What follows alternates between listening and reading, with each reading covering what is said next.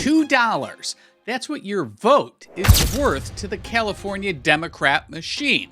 $2. It's handed now to homeless people all over Skid Row just to fill out a ballot for whoever they tell them to. I actually had a meeting with her the day she got elected when she told us that she would turn this city around and she began to work with the homeless. I asked her, what are we going to do about this crisis? We got the Olympics coming here. We got the World Cup coming here. Yeah. All your citizens, as you know What was her answer? Well, I'm working on it. But how long can you work on it? This is not alleged. This is not rumored. I actually have it on video, and it's organized, and it's blatant, and it's a Democrat strategy. And now, for the first time, federal prosecutors, they're involved. Today we're going to watch this clip, and I'm going to show you the proof, and then I'm going to show you what happens when the President of the United States decides that he's done looking the other way. Live in Skid Row? I live in Skid Row. And then did they come down here and try and pay you to vote? Yes. On a ballot? Oh my gosh. Yes. How much they pay you? $5. They said here, come and vote for these candidates? Yes, sir. They told you who to vote for? Yes. So they told you to vote for Karen Bass or Cynthia Rahman? Karen Bass. Did you vote for Karen Bass? Yeah. For $5? Yeah. Did you vote? Yeah. Oh, you did for Karen Bass? Yeah. Karen? They told you to vote for Karen? Yeah. They had to sign the This is so blatant. And how much they pay you? It's like $2. $2? $2. Oh, to sign off on a thing to vote for her?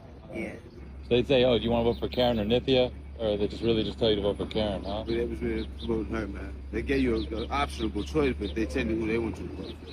Or they tell you who you want to vote for. So like, yo, we'll give you $2, but you got to vote for one of these people. Well, you know, I'm a barterer, man. So I got $4. And you're like, yo, give me $4. Did you hear this? I mean, I'm a barterer. I got $4. So $2, $4, $5. This is all the Democrat machine. And if you've wondered why nothing happens with these homeless encampments all over the West Coast and all over the East Coast in the Democrat-run cities, well, I think we're starting to get an answer because this is so blatant. I mean, they're literally not hiding it. It's all in plain sight. Bucks and I'll do it. Yeah, why not? Sure. Yeah, so they do this for everybody out here? Yeah, they come out here all the time. How often do they come down here? Probably like 3 times a week. 3 times a week? Oh my To get the gosh. ballots? Yep. Wow. Damn, so you know other people too that voted too? Anybody's registered, dog eat dog. So that's the Democrat machine at the street level. Now, here's what happened when it reached the Oval Office. Because Donald Trump, he didn't just tweet about it, he named names, and he called in the U.S. attorneys. The shaft. And he did, Spencer Pratt, he did really pretty damn well. And they threw him out. And it was happening to Steve Hilton, and I went on a tear.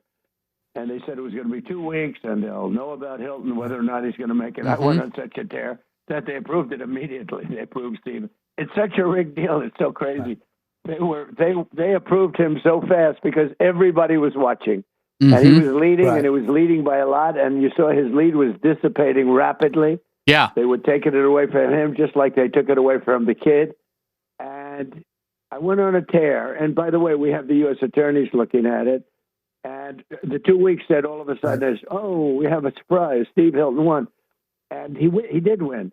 But they were going to take it away shortly. They were going to take it away over a 2-week period. You know, they announced that they wouldn't have the results for a week to 2 weeks. All of a sudden, they approved Steve Hilton. So think about it, right? All of a sudden, they approved Steve Hilton, but they already disposed of Spencer Pratt, the LA mayoral race that was called, and now the 2 Democrat candidates are in the runoff. So Donald Trump is sending the watchdogs to California, and Gavin Newsom and the whole Democrat machine should be worried. Hey, quick ask. If you're watching this and you're not a member yet, hit the join button down below. Our members keep this channel alive. It takes 10 seconds, and it means everything to us. Now let's get back to the story. So here's what connects these 2 clips. Skid Row isn't a rogue operation. It's the visible edge of a system that's been running for years because nobody with authority ever decided to stop it. So $2, a ballot that works because the ballots are real. The signatures are close enough, and the people counting them, well, they're not really asking questions. So this isn't just a conspiracy theory. This is actually a deliberate process that the Democrats do in California. And when Donald Trump says these leads were dissipating rapidly with Spencer Pratt, he was describing the output process at scale in real time from the Democrats in Skid Row. So this Skid Row clip, it shows you the input. The California election results show you the output. And federal prosecutors, well, they're now looking at both. So let me tell you what's actually being tested right now. It's not California, and it's not the Democrat Party. It's the Justice Department, because we now have video evidence of organized ballot harvesting on the streets of Los Angeles. We have a sitting president saying on the record that elections were stolen in California, and we have U.S. attorneys now who have been told to investigate. That's not a political argument anymore. That's a law enforcement question. And the answer to that question is going to tell us something really important about whether any of this actually changes anything. Because here's the hard truth. Voter fraud investigations are slow, they're expensive, and they're politically radioactive for prosecutors who want to keep their careers moving. The evidence is diffuse, witnesses don't always cooperate, and the people running those operations, well, they've been running them long enough to know exactly where the legal lines are and how close to get to them.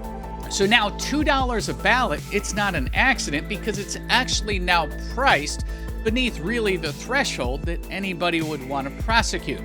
So the real test isn't whether Donald Trump is serious. He clearly is. The test is whether the institutional machinery that has allowed this to run for years is actually going to move against it. I don't have an answer yet, but I'll be watching, and so should you. Subscribe, though, so that you're here when it develops, and share this story if you think it matters. And drop a comment down below, because I genuinely want to know if you think the Department of Justice is going to follow through with this, or if they're going to bury it. I'll see you in the next video. Be sure to like and subscribe to The Chris Locke Show for the latest America First news, conservative commentary, and the stories that mainstream media refuses to cover. These two videos right up here, they're going to be next. Pick your favorite. I'll see you over there.